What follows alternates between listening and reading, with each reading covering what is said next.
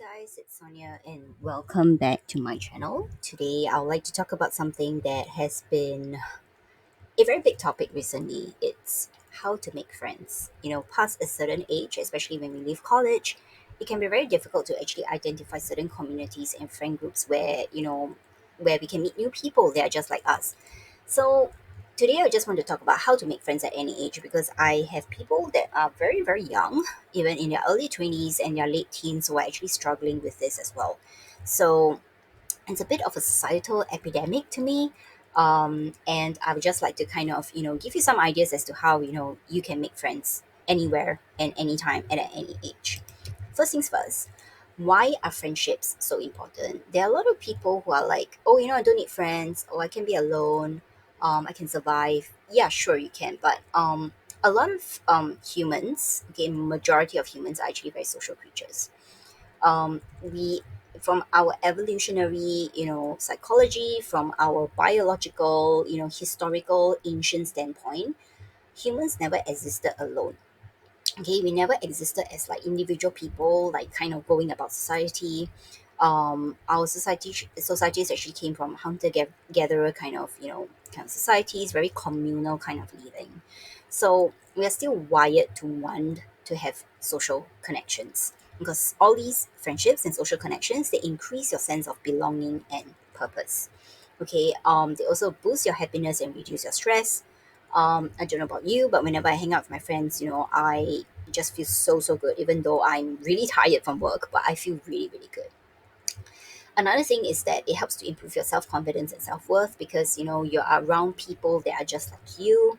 You tend to feel better about yourself. And another thing is, when you're going through something difficult, your friends can help you cope with the traumas. Just some annoying thing that happened at work. Your friend is always there for you.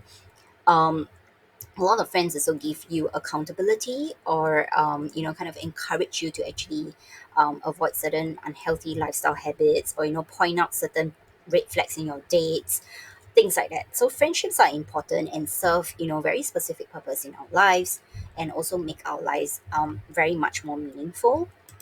But why is it so hard for so many people to make friends these days? Common reason, I don't have enough time.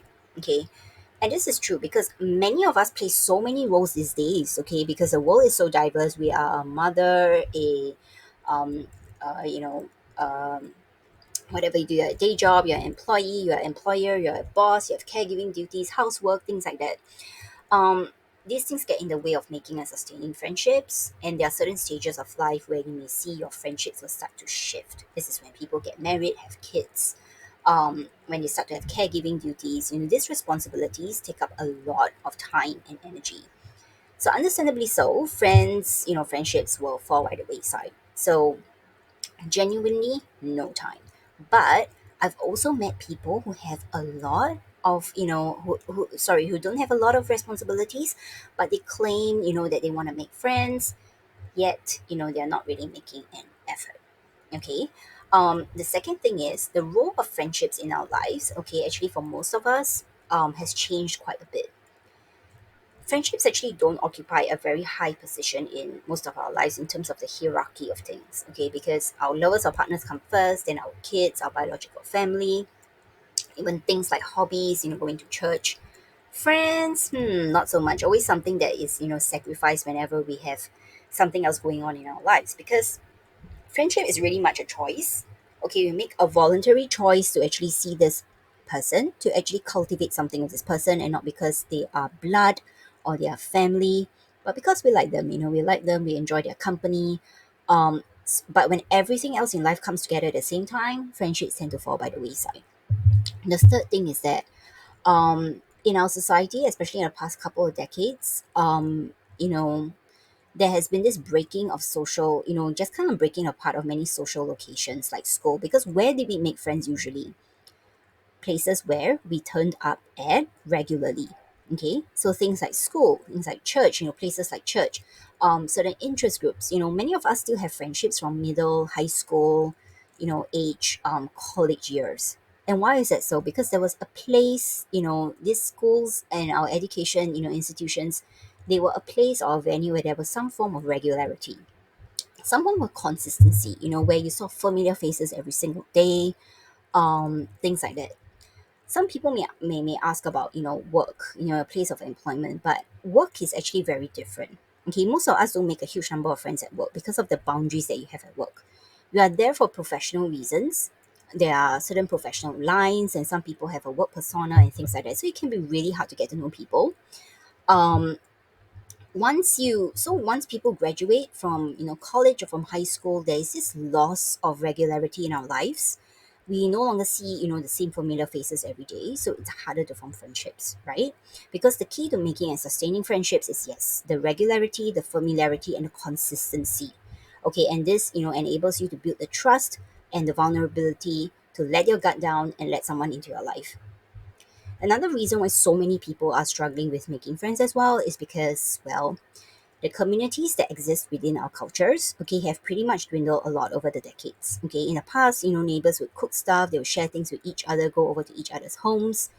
Maybe you live in a culture like that, which is great, but in many cities and suburban areas, it's no longer like that anymore. People kind of keep to themselves. People used to be very active in their church, in their local, community and neighborhood activities. In many cities, this doesn't happen much anymore, or people are just too busy to actually be a part of it. In the past, maybe in our parents' time, there was always, something to do, people to get to know, and it's still present in certain places, like in certain towns and cities. But most of the time in bigger cities where most of us or some of us are from, it can be very difficult to find that kind of group to kind of build up that regular relationship with someone. Also, nowadays, we have to make an extra effort to go out, right, in form of communities.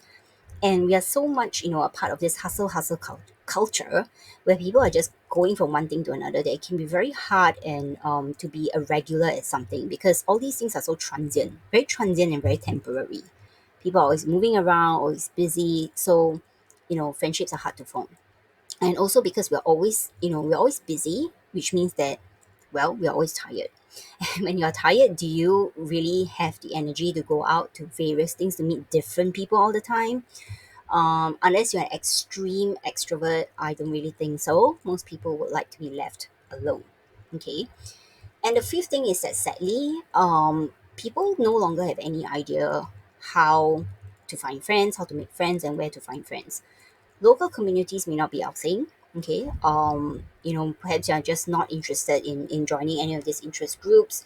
You're no longer at school, at work, you just treat your colleagues as colleagues and not friends. So it's like people no longer have to know how to go out and talk to people. Okay, they don't know where to look for community. So some of you may be watching this and thinking, oh, that's so strange, why is it so difficult to walk up to someone and to talk to them? But yeah, there are many people who actually don't know how to actually strike out a conversation, find it very difficult to make small talk, don't know where to look for friends, and don't know how to carry on a conversation. Okay. The last kind of reason that I actually have is, and one of the biggest reasons why people just don't know how to make friends, is because, instead of going out and meeting people, many people just rather sit with their phones, stay at home, watch stuff online. And over the years, I can't help but think, with the advancement of tech and with social media, we have become actually more socially awkward as a society. We are a lot less able to go out and interact with someone else, to empathize with them, ask them about their day, share stories. All these tools and mechanisms are gone. Instead, there's a lot of introversion, which is fine, completely fine, but sometimes with that, it brings social awkwardness. People who know they should be more social but just decide to exclude themselves from social activity.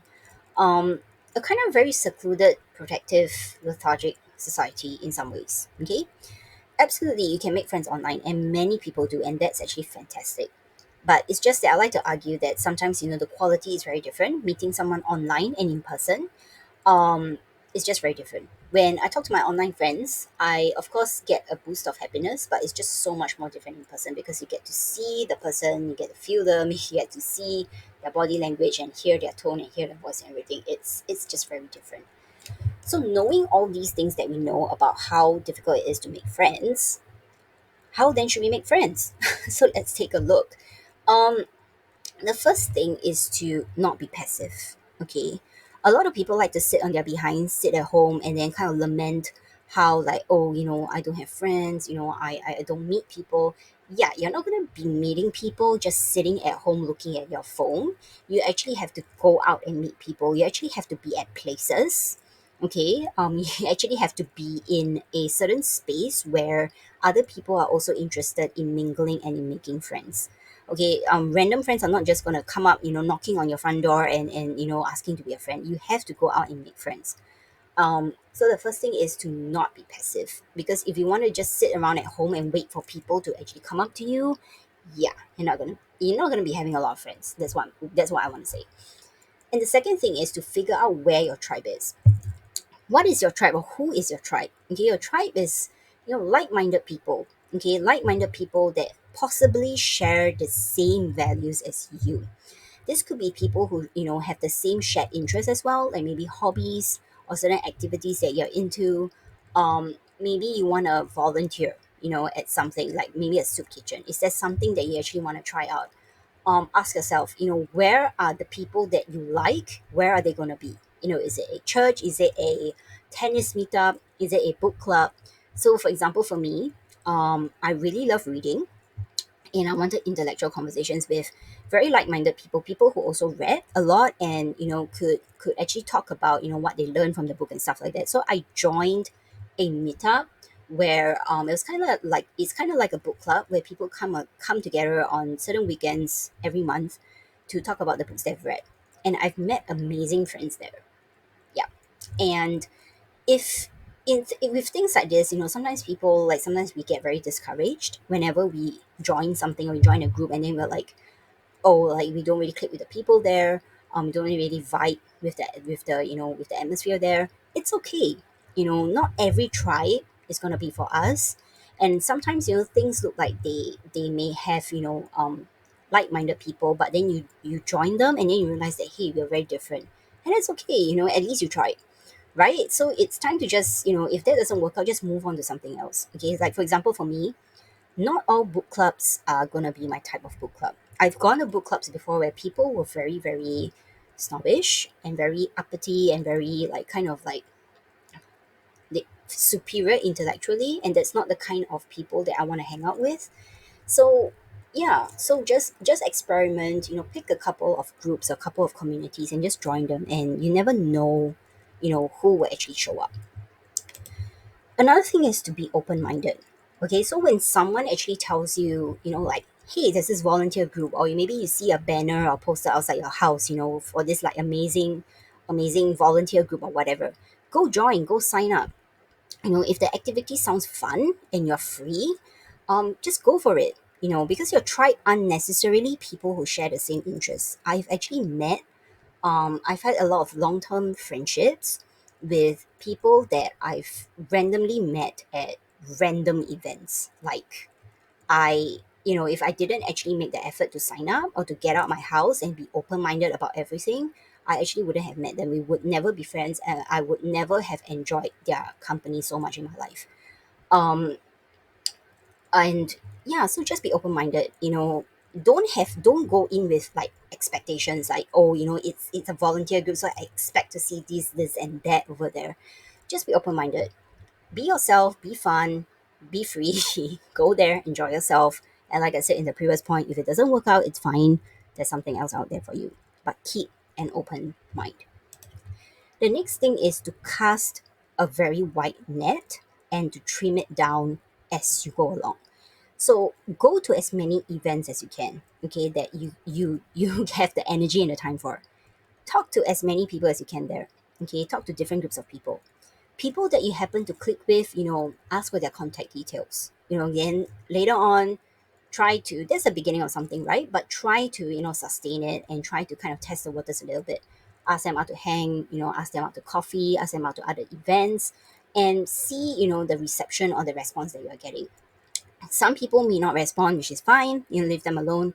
Some people might, and that's something that can grow from there. Okay, let it build up, slowly start to meet a little bit more consistently and a bit more often, and see where it goes. The only thing to remember about this is that it's a very slow process sometimes, and when you actually reach out to many, many people at first, this is gonna funnel down to a handful of like maybe a couple of people, okay, who are exactly, very close to what you're looking for in a friend, who actually really, really want to meet up as well. Some people, they could be really, really cool with you, but they aren't at the right space and time in their lives to actually make friends, and that's okay. That's okay. But the thing is that if you've never tried, okay, it's not gonna happen. You're not gonna meet people. Okay, so do go to different things, keep an open mind, cast a wide net, go for them, and just have fun. Okay, and don't put any expectations on people, contacting you again or keeping up the friendship or whatever. Just have fun. It's your life. Um, yeah, don't stress about these things. It's not supposed to be stressful.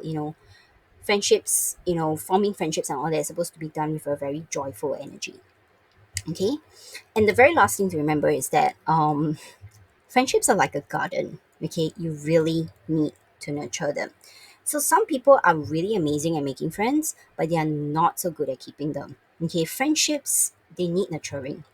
There needs to be regular communications. You meet up to do things, you meet up for meals, you are vulnerable with one another. And be creative with how you actually keep the friendship or the interaction going.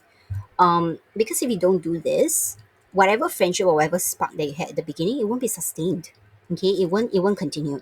I've had a lot of friendships like that could potentially have went somewhere but didn't, because neither one of us or one of us just didn't want to sustain it. That's fine, that's okay.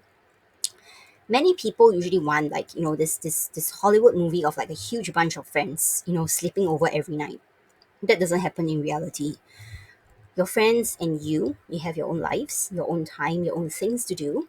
Okay, so it requires patience. Okay, like you're watering a garden, watching the plants grow. It requires time and patience, and it requires effort, but it also requires consistency from both ends. Okay, so you do need to nurture the friendships that you have. um this is all I have for you today. I hope that at least this quick, tips were actually helpful, and that you are able to go out with an open mind. Don't stress, and go out and meet, potentially your new friends, because you never know who is waiting out there for you, who could be an extremely good friend for you. So with that, thank you for listening to my video, and I'll be back with other relationship and friendship related videos on my channel. So do subscribe if you are into that. And if anything, and you want to keep in touch, my Instagram handle is linked down below as well. And I will see you in the next video. Thank you.